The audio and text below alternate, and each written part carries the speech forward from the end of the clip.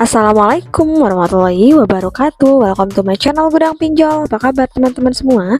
Semoga teman-teman dalam keadaan sehat walafiat dan selalu dilancarkan rezekinya. Nah, kali ini siapa yang lagi mencari pinjaman online namun masih bingung ya, ini nih gimana sih kelebihannya dan berapa sih tenor yang kita dapat dan berapa sih limit yang kita dapat, apalagi kita pemula untuk memulai mengajukan di pinjaman online. Namun alangkah baiknya sebelum kita memutuskan untuk meminjam di pinjaman online, kita review terlebih dahulu aplikasi apa yang cocok untuk kita dan tentunya sudah aman dan sudah ber-OJK.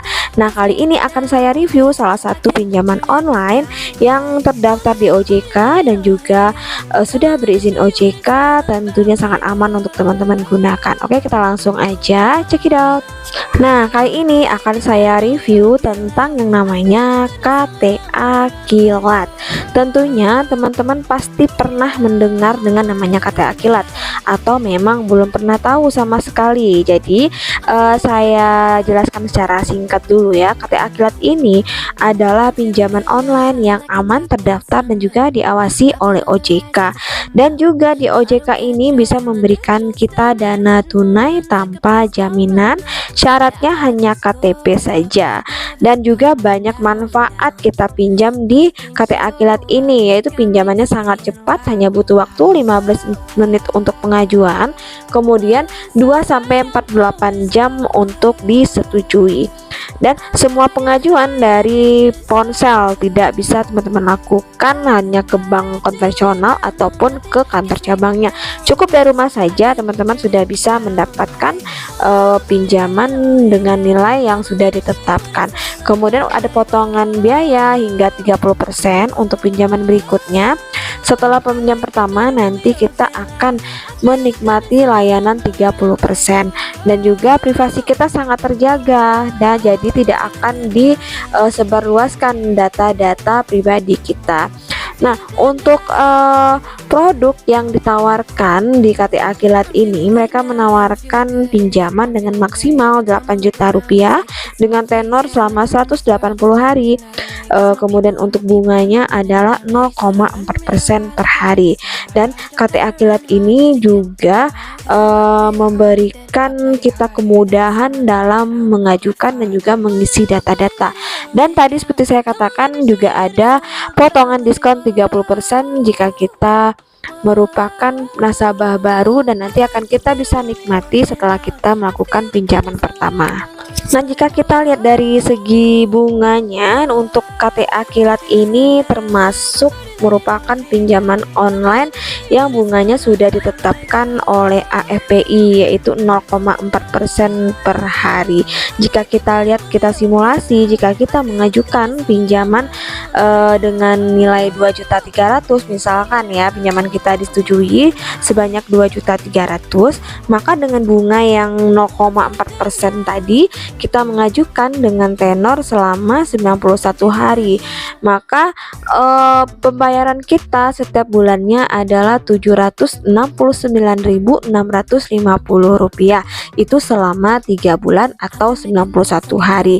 Nah, dengan adanya simulasi ini bisa dilakukan di aplikasi KTA Kilat. Jadi bisa teman-teman ketahui berapa limit yang sekiranya sesuai dengan kebutuhan kita dan juga sesuai dengan kemampuan kita untuk membayarnya. Nah, kemudian ada syarat dan ketentuan jika kita mengajukan di pinjaman KTA Kilat ini. Untuk syaratnya harus berumur 18 sampai 50 tahun, kemudian memiliki pekerjaan tetap, kemudian memiliki nomor rekening atas nama sendiri, memiliki KTP dan juga nomor telepon yang digunakan aktif dan valid. Nah, itulah persyaratan yang diwajibkan untuk kita mengajukan di pinjaman online KTA Kilat. Jika dirasakan kita sudah memenuhi persyaratan, maka silakan teman-teman mengajukan pinjaman di KTA Kilat. Nah, kemudian bagaimana proses verifikasi dan berapa lama kita menunggu untuk proses persetujuan dari pengajuan di KTA Kilat.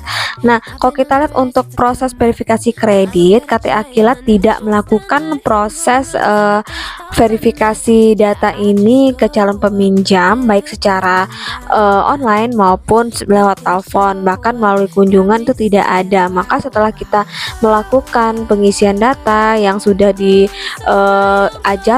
dan juga di step by stepnya, nanti teman-teman tinggal menunggu saja data teman-teman akan diperiksa oleh pihak perusahaan, dan mereka tidak melakukan yang namanya verifikasi langsung seperti survei apakah melalui telepon, apakah kunjungan. Mereka tidak melakukan itu.